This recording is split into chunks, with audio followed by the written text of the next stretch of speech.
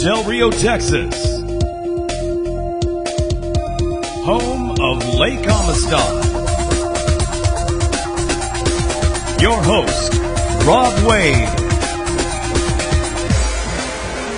Two guys who dive.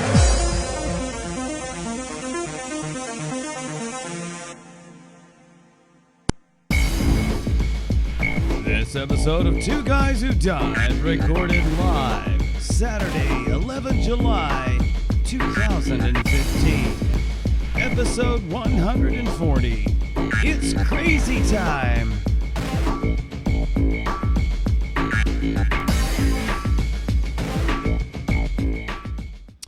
Wow, everybody. Welcome once again to another exciting episode, and looks like a pretty dark episode as I adjust some configuration for our main camera here. For some reason, the brightness is way off. There we go. Let there be light. Yeah, sorry for the big delay in the episode this week. We've started, as I'll talk a little bit later, we've started set building for our latest musical production that the Upstagers are putting on, and so unfortunately it was we ran later than I was expecting to, and there go our dogs barking at whatever's going on in our alleyway. Anyway, so that caused me to be delayed, and as you probably noticed last week, we had a rebroadcast of a previous episode because we figured everybody was off doing the July 4th thing, and we were basically, we stayed home. I am not, although I trust everybody had a great 4th of July. I'm not a big fan of the festivities. Yes, I like to celebrate that, acknowledge that, the independence of our country. We're the greatest country in the world as far as I'm concerned. However, I'm not a big fan of July 4th or New Year's because of one thing: fireworks. I hate fireworks. I outgrew those as a child, and so there's nothing about them that I enjoy. They're noisy, waste a lot of money, and they scare the heck out of our dogs. And so, it just frustrates me that our neighbors fire off fireworks, even though there's an ordinance against fireworks in our town, and yet people just blow that off. Frustrates me. And so we were staying home, trying to keep the dogs under control, keep them consoled, basically watching movies, keeping the volume high so that we could try to reduce the amount of interference from reduce the ability of them to hear all the fireworks going off. We were reasonably successful, but still, if somebody's firing it off really close, they're going to hear it anyway. So it was very frustrating. So we survived the 4th of July weekend. But for those of you who actually enjoy fireworks and all that stuff, hopefully you had a good time celebrating. And everybody was safe and survived. We barbecued a lot, so that was a plus sign. I love barbecuing. All right, so let's hit a couple of the segments that we normally hit. We've got a couple of movie reviews. Actually, 3. We got Jurassic World, Robot Overlords, and Terminator Genisys. Okay, so let me hit Jurassic World. I liked it as a sequel. I would have liked to have seen, his name escapes me. The actor who was in the first and the third, and he's been in a number of other movies, but I would have liked to have seen him at least have a small part in this, but unfortunately he didn't. It was kind of all new thing, but it was well done. I kind of thought it was cool seeing the T-Rex come out and do battle with the whatever the new dinosaur was called. But special effects were great. CGI was great. Nice homages to the first movie and the first park. So well done. I would give it a 9. I give it a 9. It was well done. Some nice little levity, humorous moments in there. Let's see. Robot Overlords. Okay, now this was on our list of movies that we're looking forward to for this year. And as I mentioned, I think last episode, that it didn't seem to be materializing in our theaters, as is often the case in Del Rio, Texas. So I started looking to see if maybe it was available on pay-per-view, and sure enough, it was. My wife had a good laugh about the title, Robot Overlords. It seemed like a cheesy movie, and it is. It is. The title is kind of cheesy, but it was actually well done. We were entertained by it. Had a nice premise to it, well executed. I would give it probably about a 7.5. Got something going on with our. There we go. With the microphones or headphones here. There we go. About a 7.5. Because there were some slow parts. Took me a while to get used to. Now, one of the things that frustrates me about a lot of movies now is there seems to be an inordinate focus on young people, late teens, early 20-somethings, all being the heroes of things. It's everything happens and they notice it, and everything happens and they are the one saving the day. I'm like, come on, really? But such as it was, there was a couple of weak performances as far as the younger actors in the movie, but still, overall, the movie was entertaining, had a good ending to it and everything. So, yeah, 7.5. Terminator Genisys. Definitely give it a 9, although this was one of those movies that seemed like you either absolutely hated it or you absolutely loved it. I thought it was a great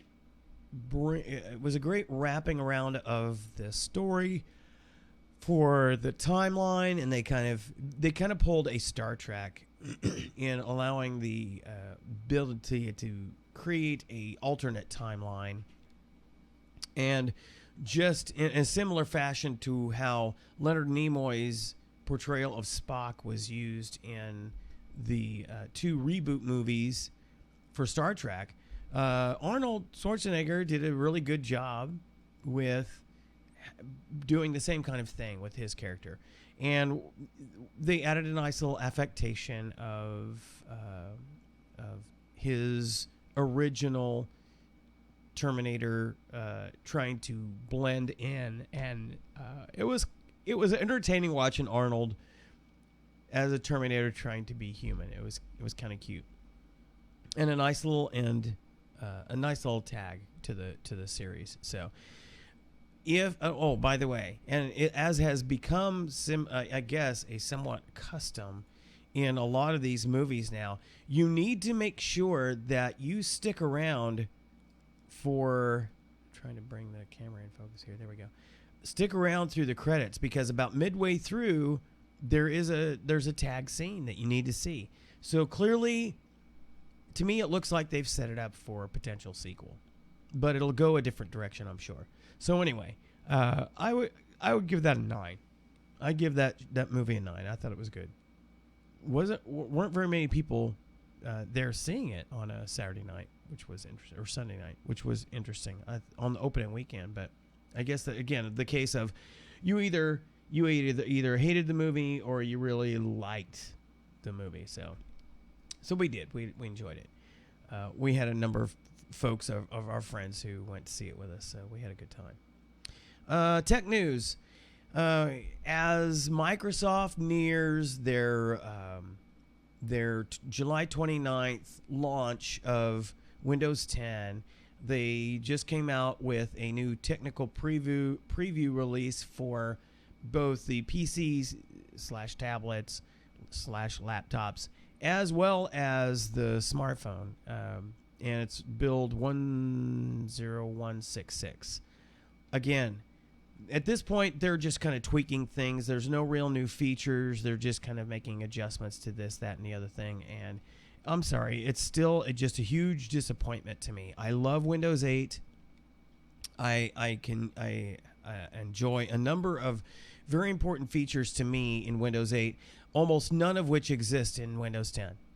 Basically, if you liked Windows 7, you might if you liked Windows 7 and you were stuck in the old start menu realm, then you are more likely to like Windows 10 than Windows 8.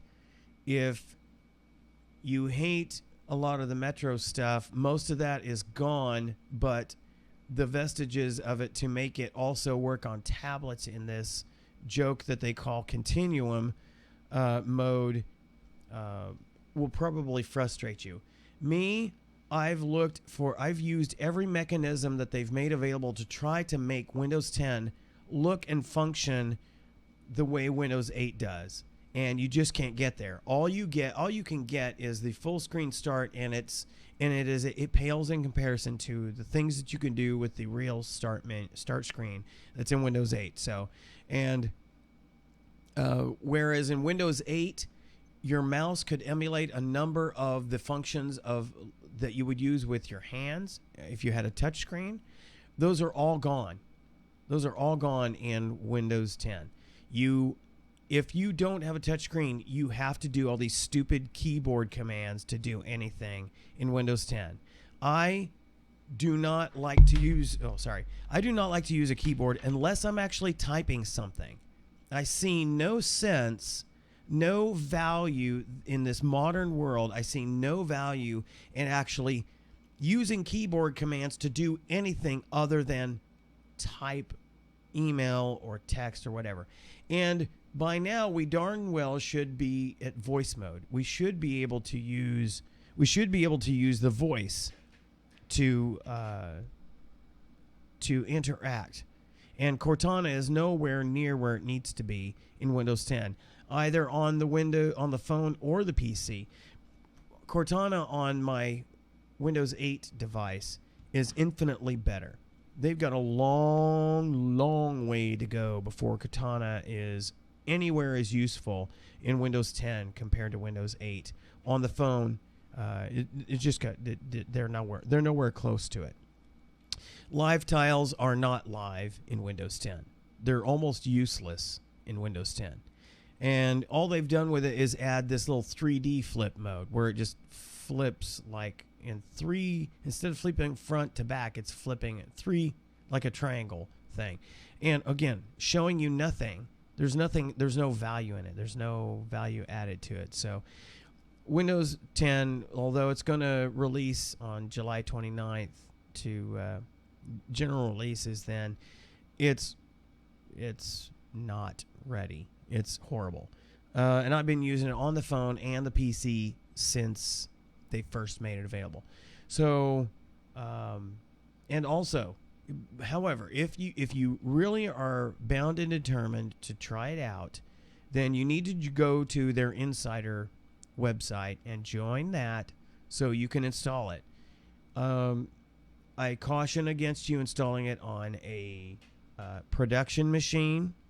I would use on a spare machine if you have it, and but you can download it there. Now, why would you want to do that? If you are interested in getting Windows 10, here's the thing: it's going to be launched on July 29th. However, it's going to be a staged rollout.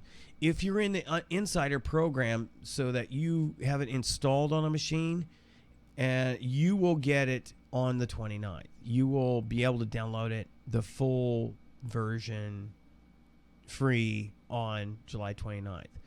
Otherwise, if you are one of those who, if you look on the bottom of your taskbar, you should have seen over the past couple or 3 weeks, a new icon that showed up, and it came as part of a update that looks like the Windows 10, Windows 8 logo. If you click on that, you can reserve your copy. So you'll get it free, but you'll be in the early staged rollout of that. So you may see it a week later, or at least several days later. But those who are in the Insider program will get it on that day. So if you want to get ahead of the pack, That's what you need to do it. So, again, I'm not a fan. I won't be upgrading any of these machines unless they do some dramatic changes to Windows 10. I'll be keeping these Windows 8. Works absolutely better. I know for sure on my test machine, Windows 10 runs so much slower than Windows 8 ever did on it. And on my phone, I've got a Lumia 635 that I use for testing purposes, and it just freezes and crashes frequently, and is just infinitely slower. So there's such a lag in everything that happens on that phone compared to Windows 8 on it. So you are warned. Oh, the dogs are getting excited over something. And as you see, we're still looking for a co-host, a permanent co-host to the show. So if you're a diver in the Del Rio area, we'd love to have you out here and join us on the show. We really would love to have you on there. I know John, one of my diver friends, he's been talking about coming out and being in the show, but it's just kind of been not worked out yet. But one way or another, we're going to have him on the show. It was fun diving with him, so looking forward to having him on the show. Let's see. We're fast coming up on July 18th, Women's Dive Day. So if you want more information on a potential celebration / event in your area, go to www.padi.com/women. That's WOMEN, women-dive. And you can see about events potentially in your area. Let's see. Weekend before last, didn't have the show because I was teaching a scuba class. Had a great group of guys in the class. So I'd like to congratulate Ben Rogers, Hans Foster, and Chase Manning on successfully completing their open water course. So they're just waiting for their permanent cards to show up. So looking forward to doing some diving with those guys. So see, anybody can do it. Had a youth in there, had two pilots out from the base. So anybody can do it. Anybody can do it. Let's see. So it was a great class in spite of pretty bad visibility. You may remember from the video that I showed from the dives in May that the visibility was actually very good. But unfortunately, it's really taken a toll. But I do have some video that I will show you here. I'll switch to the video channel. There we go. I'll bring the volume down a little bit here so you can hear me.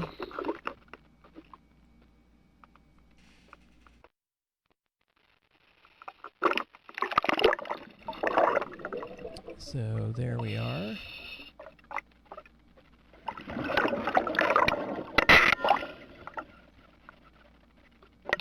So I was looking for the dive chest so I could get my bearings so I could navigate to the boats. So you can see the algae bloom is already kicking. And there's a dive chest.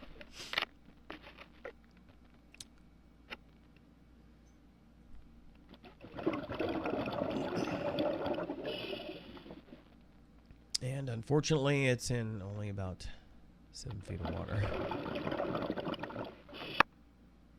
Okay, let me switch to the next video. Oops. How about if I expand that to where you can actually see it? There we go.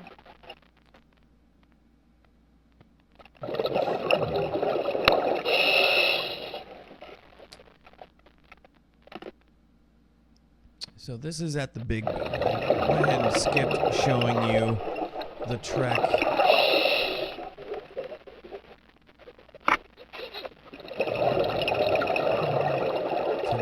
to the small boat, because there's really nothing left there to look at. But here's the big boats.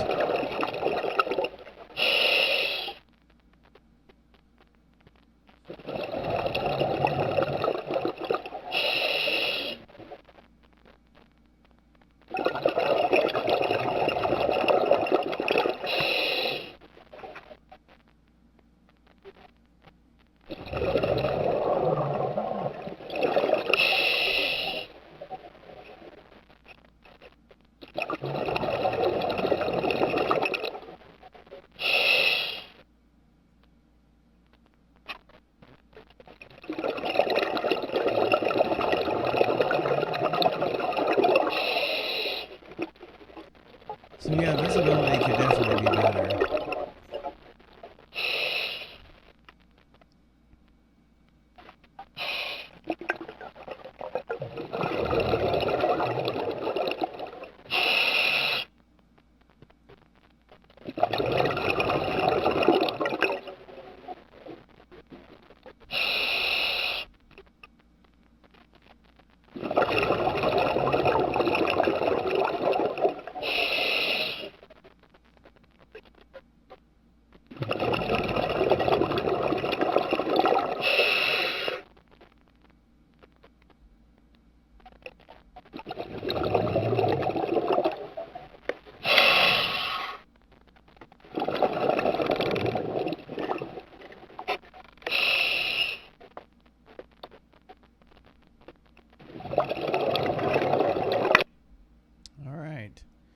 So, yeah, visibility is not nearly as good as it could be. Was really hoping for it to improve a little bit since the class, because it'd been fairly quiet. Not really so much rain.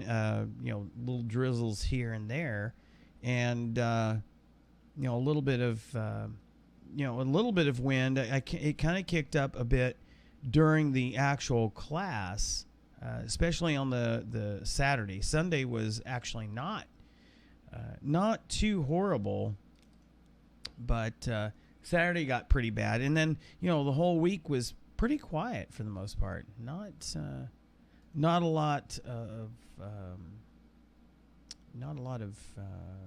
wind, and so I was hoping that it would have calmed down enough to be a little bit better dive as far as visibility. Of course, for me, it doesn't matter. I'm gonna absolutely enjoy myself. Let's see. I think I do have another. No, I thought I had another video to show you guys. Dun, dun, dun.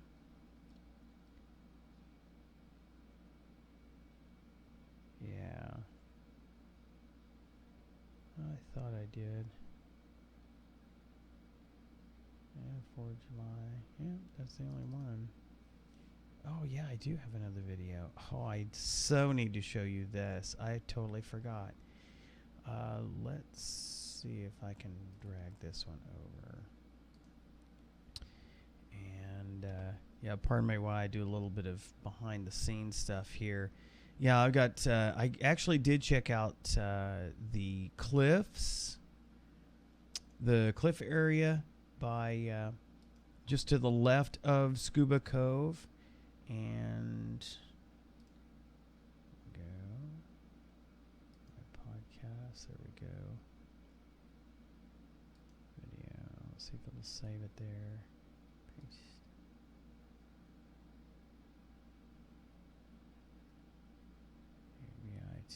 All right, it's copying. So I got some shots within the little caves there, although there's they barely qualify as caves because they're just so shallow. You can't really get stuck in them.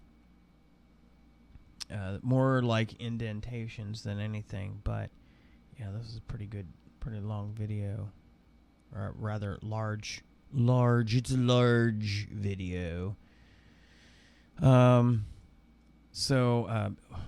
this got issues with the, when the potentiometers on your control board, your soundboard, get a little dirty, you lose a channel, and sometimes you have to rock the fader or the dial to get it to work properly. It's very frustrating because you hear this crackle, or you hear the one channel go out, and it's almost like as a diver, it's almost like one of your ears is plugged up, and that is a very annoying. It's an annoying feeling when you're diving. There we go. It's almost done copying. There we go. All right, so I'm gonna edit the video. There we go. Let's get rid of that one. Remove it. We'll add. one of the features they added with these later versions of XSplit is that you can edit a scene now offline. So you just right click on the scene and it brings up another window just showing that scene. And now I can right here without you seeing the making of the sausage, as it were. There we go. Try and open that up. Bring that forward. Okay. So I can do this without you actually seeing it happening. And then when I'm ready, I simply apply the changes and it makes it so. And so now, and then I can choose, golly, there we go. And so now I can, from here, I can go live with that scene once I've made the edits, which is what I'm going to do.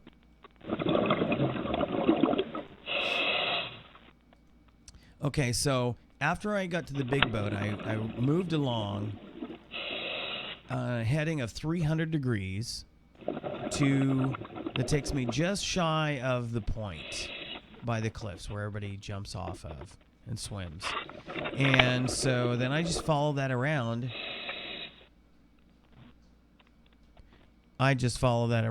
And then I just look for where it drops off. Oh, goodness. Got one of the dogs, Ronan, asking to be brought out.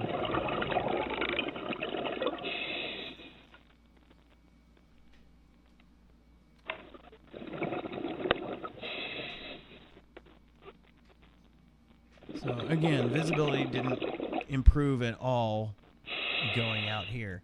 But it definitely got chilly. I was in my 3mm shorty for this dive. And at about 40 feet, I really started feeling that. But I pressed down to a depth of about 82, I think it was. Just because I wanted to see what the temperature was like. And it got down to like 69 degrees. There I'm at 47 feet. And here's the first little cavelet, if you will.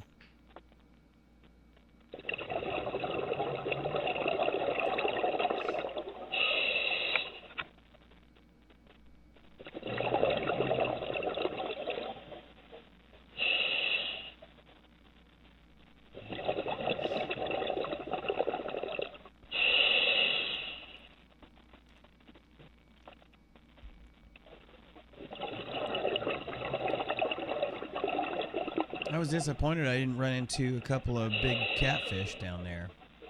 Normally in these things you'll see some big cats hanging out there because they love these caves, these little cavelets.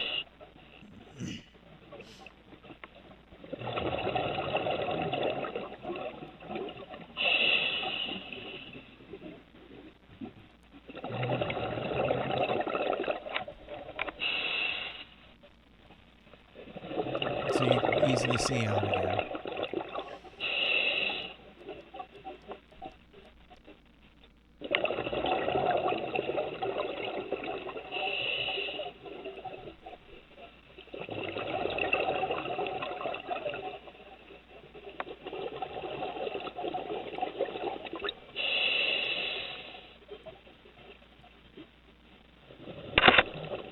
So it wasn't, it wasn't too horrible. Little fish, little perch.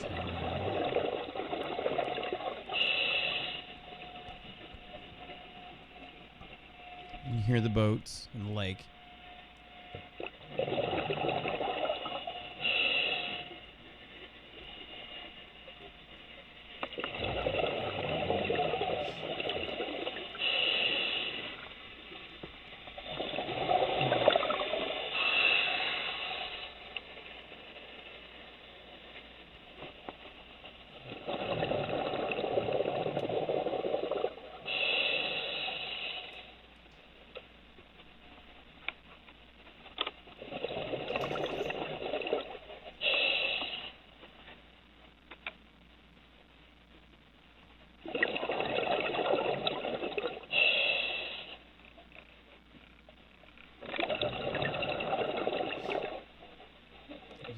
smaller cave, probably not even big enough for my head.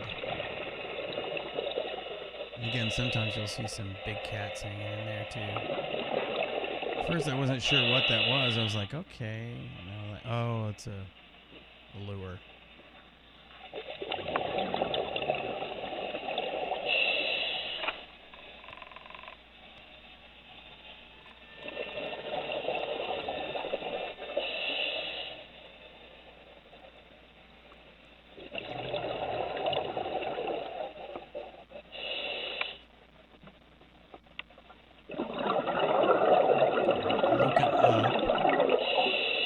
Just nothing but green.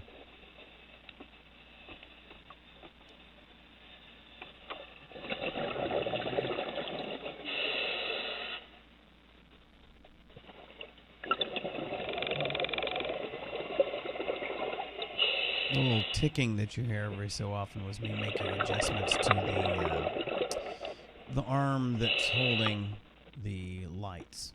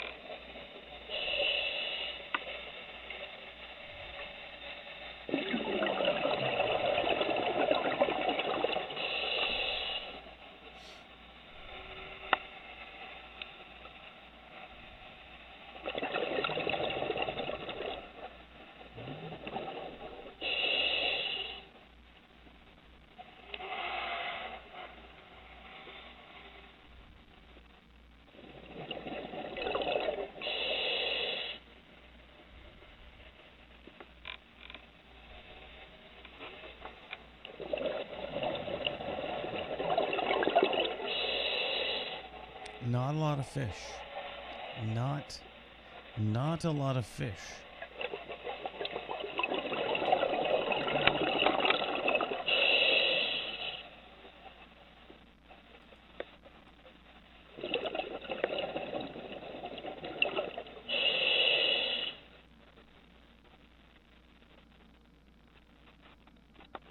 See, with all the algae bloom and the silt, it can get very disconcerting out there. Vertigo could set in if you're not paying attention. Okay, so I'm going for the deep dive. As much as my body can handle as far as cold.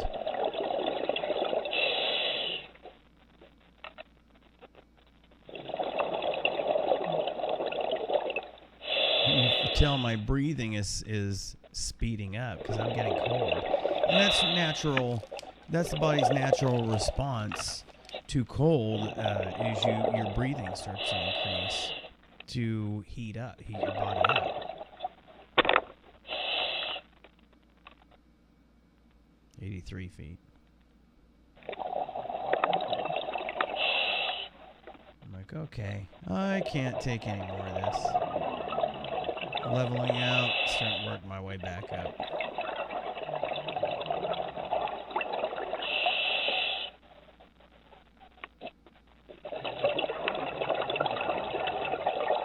And I tell you, it's so funny. Once you get down to that deep and you feel the cold, 68, 69 degrees at that point, and you start to come up, any amount of warmth, where any degree that it warms up is absolutely exquisite.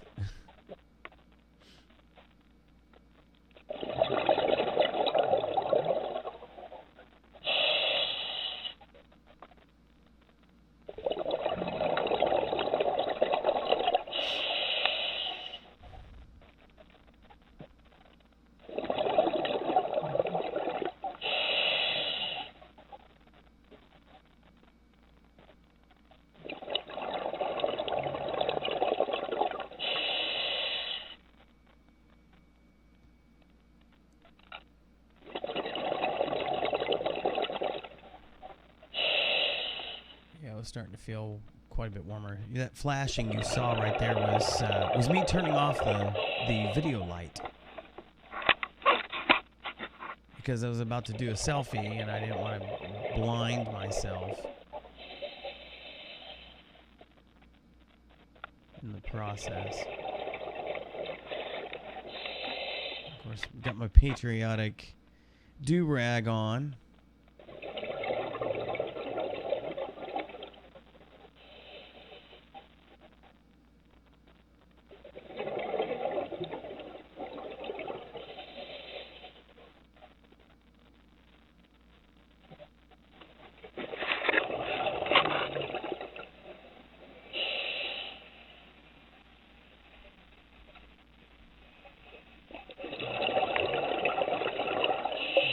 For what's left of fishing lines.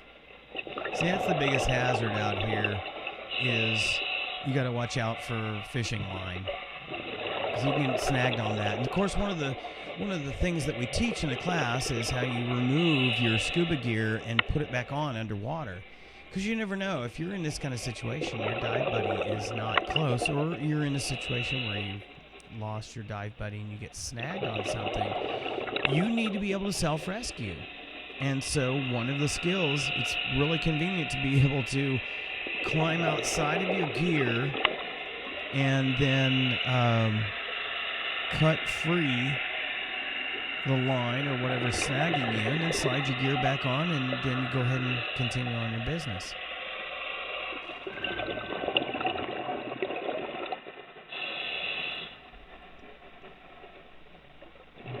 And of course, I was famished, absolutely famished after that.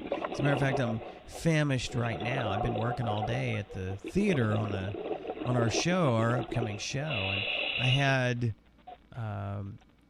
like 3 or 4 donuts this morning, and that's all I've had all day. When I get to working on something, I'll tend to blow right past lunch, often dinner. And, of course, since I did want to get a show in tonight, even if it was going to be a late one, since I did want to get a show in tonight, I made sure that I skipped dinner for y'all. So, well, I didn't skip it. I postponed it, because after we're done with the show here in about 10 or 15 minutes, I will be chowing down.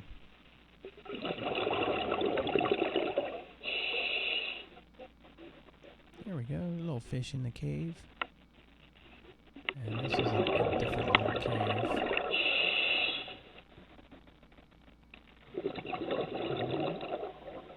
Trying to make a note of where it is. Right now at the lake level, it's 33 feet. Where this cave is at.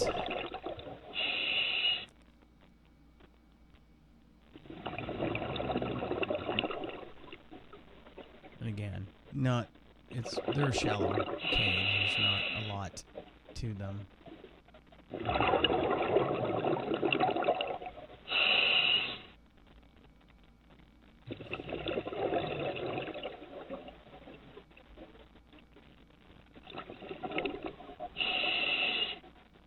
few more fish in this one.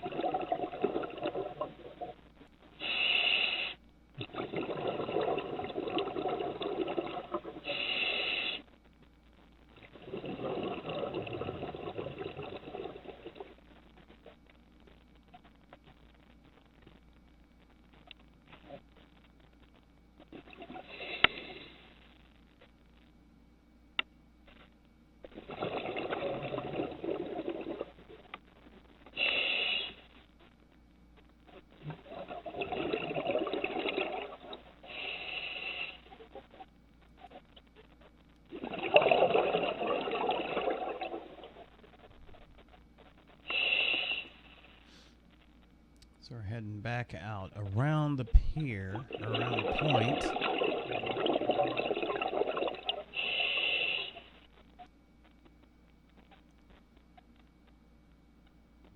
Looking for anything that might be hanging around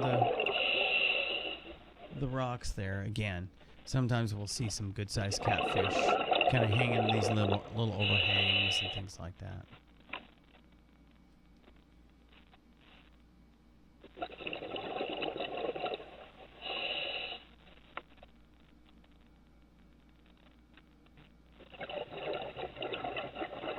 There's a little fish.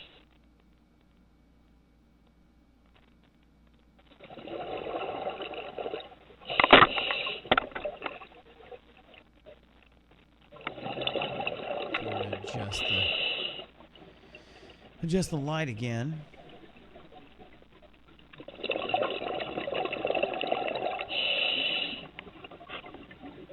I looked in this other little cavelet. Again, nothing much to see in there.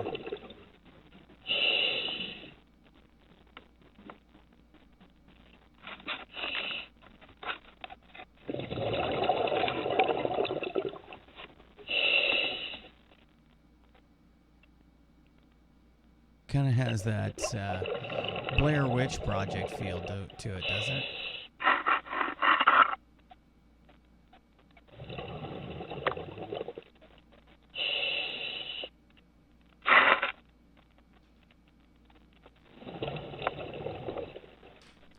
Just waiting for a body to show up.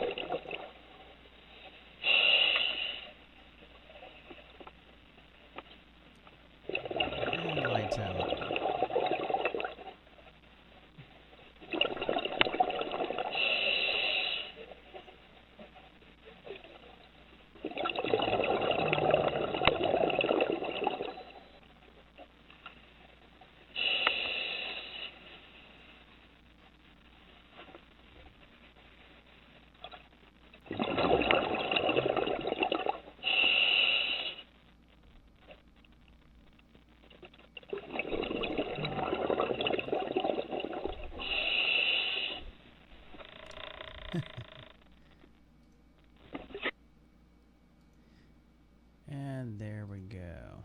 So, hope you enjoyed that video. As bad as the visibility was, you know, for me, I just love diving. So any opportunity I can to get out there and get a dive in, I'm going to take advantage of it. So I had a great time. It was a great 4th of July for me. And of course, you don't hear a lot of fireworks underwater, which is great. All you hear is the bubbles, and it's awesome. So again, if you're a certified diver living in the Del Rio area, I just don't understand why you don't take advantage of this. Okay, yeah, it's not like the Caribbean. I get that. But, you know, what better way to keep your skills up than to get out there and dive? You know, you got Lake Amistad, you got San Felipe Creek, which is an extremely shallow dive, but, you know, it's comfortable and still fun. I definitely need to do that again a couple times this year. So just get out there and do it. Just do it. Do it. Okay, so a little bit of news. The Navy just showed off their new prototype rebreather, which means, you know, unlike the video that you saw where I was using a open system, where you breathe in the gas that's on your tank and then you exhale it as bubbles. A rebreather, if you aren't aware, it recycles your breath, and there's scrubbers that actually pull some of the carbon out, and then puts a little bit more oxygen in there or air in there, and so actually allows you to be fairly quiet underwater, and actually spend more time because it's recycling the air you breathe. Now, if you do deep diving, then you have to do what they call exotic blends in your tank or tanks. You are breathing a combination of regular air and helium, typically, which is in another inert gas. You try to replace the mix reduces the nitrogen in the tank and replaces it with, because you can't breathe a higher percentage of oxygen, it actually can kill you. So they mix it with helium, which is an expensive gas, and you go through a lot of it. And also, a lot of people don't realize helium evaporates heat faster. So you actually, just by breathing a mixed gas, an exotic blend that contains helium, you will actually dissipate heat quicker, and you could actually die from hypothermia unless you have something to warm you up. And typically the deep divers have a warm water system that actually runs through their suits to help keep them warm when they're breathing exotic blends that have helium. So one of the things that the Navy's been working on is a way to reduce the helium use. And so what they've done is they've come up with a new prototype of rebreather that literally recycles some of the exhaled helium, so that you don't go through as much of it. Now you still have to keep warm, so there's still that issue of circulating warm water through your suit to keep you warm because of the helium. But to save on the amount of helium you go through, this new rebreather allows you to recycle the exhaled helium. That's pretty cool. And I'm sure that's a very complicated device. It's got computers on board to manage what it detects in what you're exhaling, because it's a closed system. So congratulations. So it'll be interesting seeing what kind of applications we'll see about seeing that as it moves from the military to the private sector. Also, this is kind of interesting, just again, craziness. A Phoenix couple admitted to putting 2 fake skeletons in lawn chairs in the Colorado River in West Arizona. Now, and I've got a picture that I guess sheriff's divers took. Let me see if I can bring that up. This is what they did. There's 2, but they here. Well, I guess you see part of the one here, and then the one's facing you. And of course, the sheriff's department is not pressing charges, but because they're fake skeletons and they're not toxic, they're not creating a problem in the river. But I think that's awesome. That's kind of funny, crazy stuff that I think is hilarious. I went on a dive with a couple of friends several years ago out by Governor's Landing, and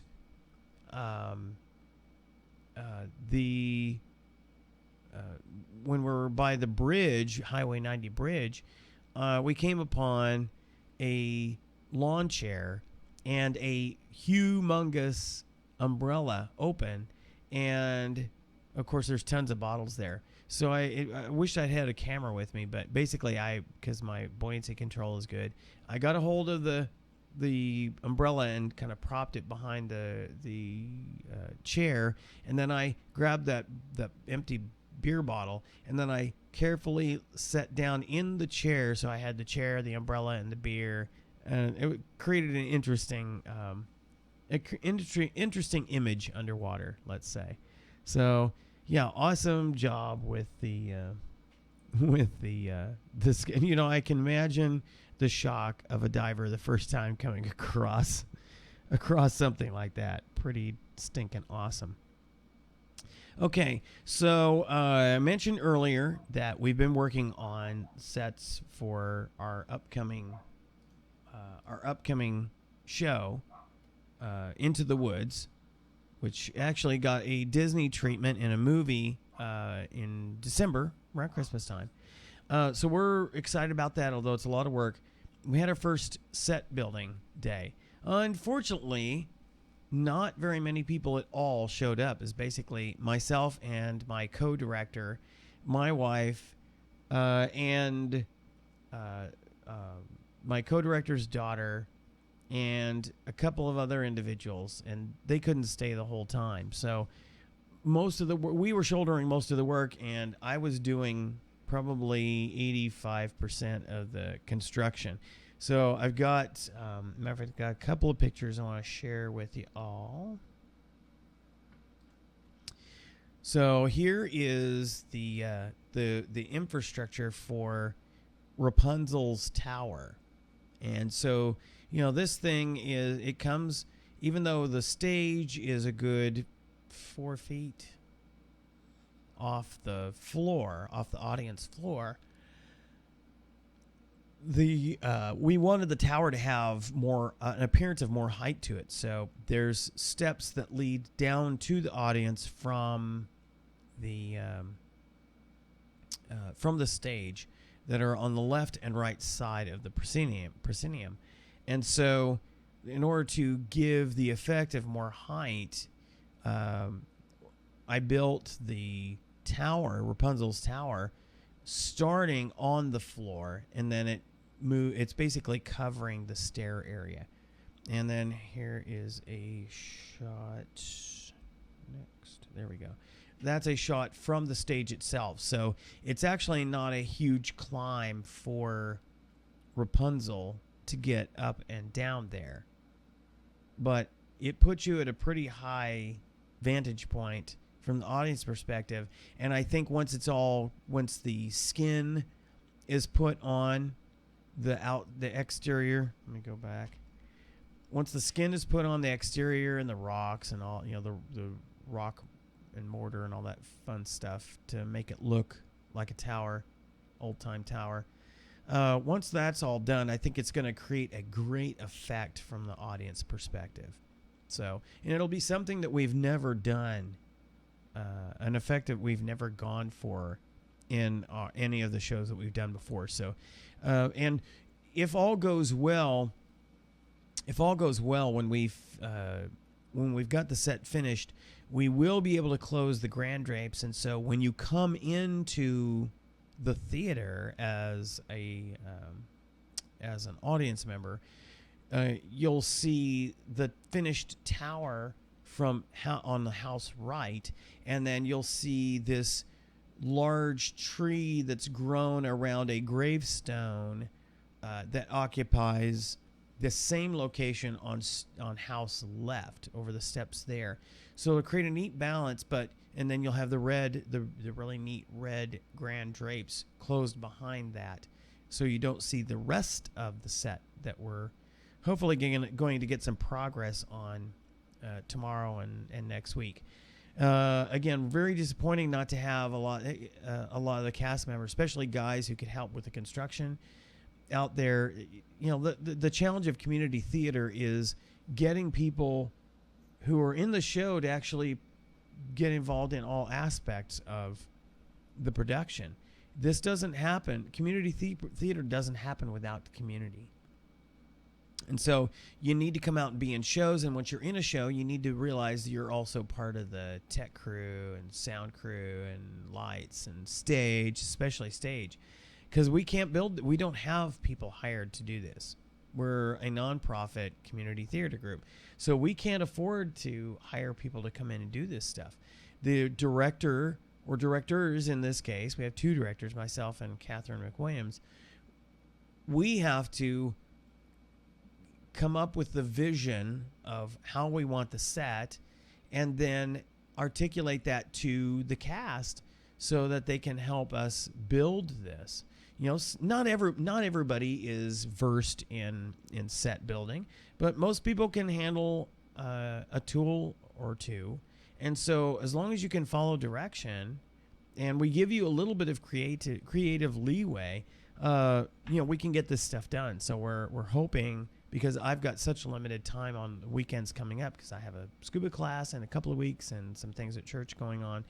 So we're desperately going to need the help. So if you're an upstager watching this and you're in the Del Rio area the next couple of weekends, desperately we're going to need you. So please come on out.